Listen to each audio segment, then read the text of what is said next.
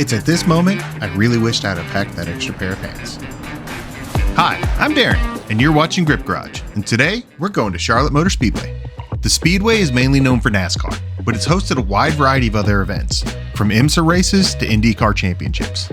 In its current configuration, it's 1.5 miles of pure speed, and with 24 degrees of banking in the corners, your foot is to the floor the entire time.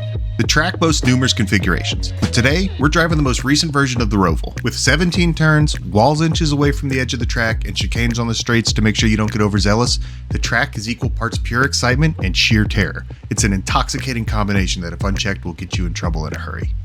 I'm here today doing another Track Night in America event. It's a great way to experience a racetrack in an affordable, laid-back, and no-pressure environment. I'm back with my 2023 GR86. It's still set up the same as the last event at VIR, with track pads, high-temp brake fluid, and 200 treadwear tires on some 17x7.5 wheels. I'm also still rocking the Koni yellow shocks. The only new additions this time around is a Racebox Mini and a Dauntless OBD2 reader.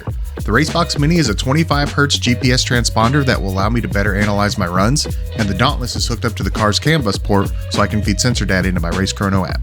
We got to the track early enough to get one of the covered garage spaces. There's only a limited number of them, and with it being well over 90 degrees today, it was a must-have. After unpacking the car and doing some final preparation checks, I walked down the garage to the registration table. Anticipation fills every bay that I pass, as owners buzz around their vehicle doing some type of preparation before we head out on track. Once I have myself squared away with registration, I head back, making sure to make a pit stop and check out all the cool cars along the way.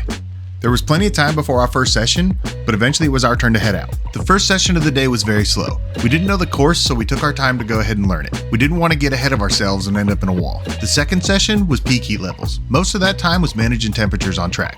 The third session, though, that's where we managed to lay down our PB. By this time, I was starting to get a little more comfortable with the wall being so close to the edge of the track. I managed to get behind Adam in his BRZ again. He's been consistently running faster laps than me, so my goal this lap was to try to follow his line.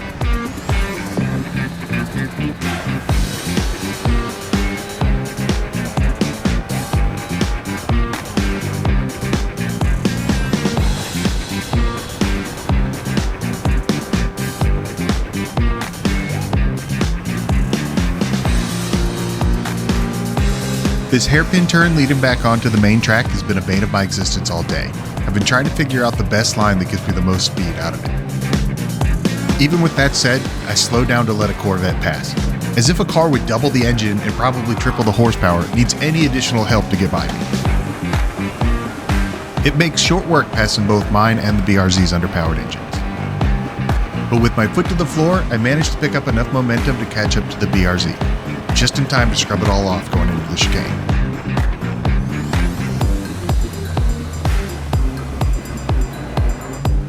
Fun fact, you Eagle Eye viewers may have already noticed that these backward shots didn't come from the same session. They came from session 1. I quickly realized I couldn't keep up with the BRZ's pace, so I didn't bother putting a camera on the back of his car after the first session.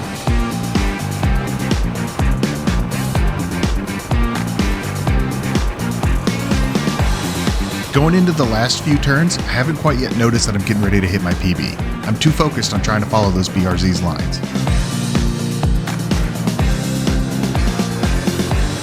But after crossing that line and hitting a 148.5, I was ecstatic. My original goal for today was just to do a sub 2-minute lap. Eventually, that checkered flag came out and we were on our cooldown lap. With this being the last session of the day, heading back to the pits was bittersweet. See you next time. With all the excitement being built up in the weeks leading up to this day, it was finally over, and it went by in a flash. Making my way back to the pits, my mind's racing. I'm thinking about all the things I could have done differently today to get a better lap time, and all the challenges I faced, and what I want to do in the future to overcome them. But ultimately, I'm thankful. I got to hang out with my friends all day, make some new ones, and I get to drive my car home. Overall, I'd say it was a pretty perfect day. I pull into the garage for the last time and pack my things up. As the sun sets below the horizon, I say goodbye to my friends, and we start our 2-hour journey home, the entire time planning our next adventure. I hope you enjoyed this episode, and if you did, feel free to like, comment, and subscribe. And feel free to join me next time when I meet up with strangers from the internet and give them money.